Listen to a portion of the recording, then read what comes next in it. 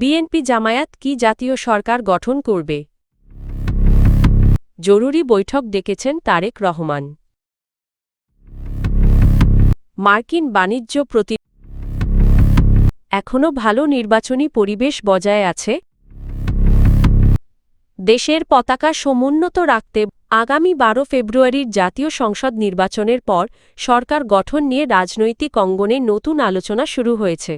জামায়াতে ইসলামী জাতীয় সরকার গঠনের কথা বললেও বিএনপি প্রস্তাব দিচ্ছে জাতীয় ঐকমত্যের সরকারের।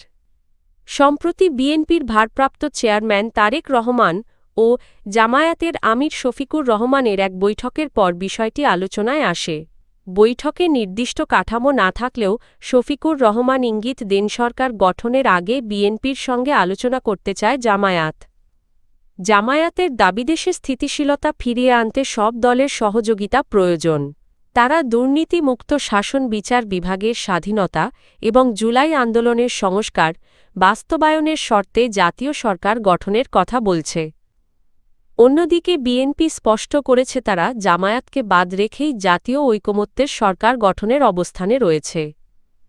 দলটির মতে সব দলকে সরকারে নিলে সংসদে কার্যকর বিরোধী দল থাকবে না। রাজনৈতিক বিশ্লেষকদের মতে প্রকাশ্য অবস্থান বিবেচনায় বিএনপি ও জামায়াতের যৌথ সরকার গঠনের সম্ভাবনা আপাতত কম। দুই দলই ভিন্ন। বিএনপির ভারপ্রাপ্ত চেয়ারম্যান তারেক রহমান দলের স্থায়ী কমিটির একটি জরুরি বৈঠক ডেকেছেন। শুক্রবার রাত 9:30টায় গুলশানে বিএনপি চেয়ারপারসনের রাজনৈতিক কার্যালয়ে এ বৈঠক অনুষ্ঠিত হবে। দলটির স্থায়ী কমিটির সদস্য খন্দকার মোশাররফ হোসেন বৈঠকের বিষয়টি নিশ্চিত করেছেন। বিএনপির একাধিক সূত্র জানায় এটি নিয়মিত বৈঠক নয় এবং নির্দিষ্ট কোনো এজেন্ডা না থাকলেও বৈঠকটি অত্যন্ত গুরুত্বপূর্ণ। দলীয় সূত্রের দাবি এই বৈঠকে তারেক রহমানকে বিএনপির পূর্ণাঙ্গ চেয়ারম্যান হিসেবে নির্বাচিত করার সিদ্ধান্ত আসতে পারে। সাবেক প্রধানমন্ত্রী ও বিএনপি চেয়ারপারসন খালেদা জিয়ার মৃত্যুর পর দলটির নেতৃত্ব কাঠামো চূড়ান্ত করার বিষয়টি এখন অগ্রাধিকার পাচ্ছে।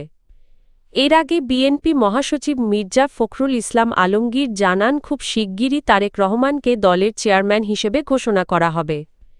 2018 সালে খালেদা জিয়া কারাবন্দী হওয়ার পর থেকে মার্কিন বাণিজ্য প্রতিনিধি রাষ্ট্রদূত জেমিসন গ্রিয়ারের সঙ্গে বৈঠক করেছেন জাতীয় নিরাপত্তা উপদেষ্টা খলিলুর রহমান।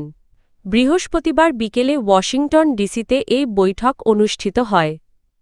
প্রধান উপদেষ্টার প্রেস উইং জানায় বৈঠকে বাংলাদেশ যুক্তরাষ্ট্র বাণিজ্য ঘাটতি কমাতে নেওয়া অগ্রগতি তুলে ধরেন খলিলুর রহমান। তিনি বলেন আনুষ্ঠানিক চুক্তি কার্যকর হওয়ার আগেই যুক্তরাষ্ট্র থেকে আমদানি বাড়িয়ে বড় অগ্রগতি হয়েছে। এ সময় তিনি বর্তমানে কার্যকর 20% পারস্পরিক শুল্ক কমানোর প্রস্তাব দেন। রাষ্ট্রদূত প্রধান উপদেষ্টার প্রেস সচিব মোহাম্মদ শফিকুল আলম বলেছেন এখন পর্যন্ত নির্বাচনের জন্য ভালো লেভেল প্লেইং ফিল্ড বিদ্যমান রয়েছে। ছোট বড় সব রাজনৈতিক দলের জন্য সমান সুযোগ নিশ্চিত আছে এবং দৃশ্যমানভাবে এমন কিছু ঘটেনি যা থেকে বলা যায় লেভেল প্লেইং ফিল্ড নেই। শুক্রবার দুপুরে ময়মনসিংহ নগরীর শিববাড়ি মন্দির পরিদর্শন শেষে তিনি এসব কথা বলেন।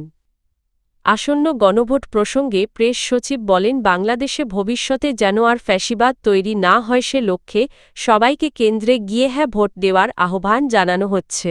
তিনি বলেন জনগণের অধিকার রক্ষা এবং অতীতের অপশাসনের পুনরাবৃত্তি ঠেকাতেই এই গণভোট। সম্প্রীতি প্রসঙ্গে শফিকুল আলম বলেন বাংলাদেশ পীর আউলিয়ার দেশ এবং সব ধর্মের মানুষের শান্তিপূর্ণ সহাবস্থানের দেশ। মাজার ও ধর্মীয় স্থাপনায় হামলার ঘটনাকে তিনি নিন্দনীয় উল্লেখ করেন।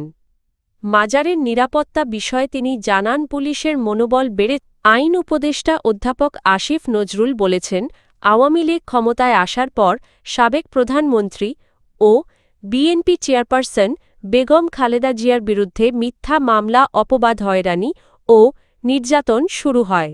তবে এসবের মধ্যেও তিনি অসীম আত্মত্যাগ সাহসিকতা ও দেশপ্রেম নিয়ে অটল ছিলেন। শুক্রবার নিজের ভেরিফাইড ফেসবুক পেজে দেওয়া এক পোস্টে এসব কথা বলেন তিনি। আসিফ নজরুল লেখেন দীর্ঘ সাংবাদিক ও কলামিস্ট জীবনে তিনি একাধিকবার বেগম খালেদা জিয়ার সাক্ষাৎকার নিয়েছেন এবং তার দৃঢ়তা ও গণতান্ত্রিক মানসিকতায় মুগ্ধ হয়েছেন। ২০০৯ সালের পর খালেদা জিয়ার ওপর দমন পীড়ন শুরু হলেও তিনি কখনো নতি স্বীকার করেননি বলেও উল্লেখ করেন তিনি। পোস্টে আইন উপদেষ্টা আরও বলেন, শেখ হাসিনার শাসনামলে খালেদা জিয়ার পক্ষে কথা বলতে তিনি কখনো পিছপা হননি। খালেদা জিয়ার শেষ বিদায়ের দিন তার পাশে থাকার সুযোগ পাওয়া এবং জাতীয় পতাকা তার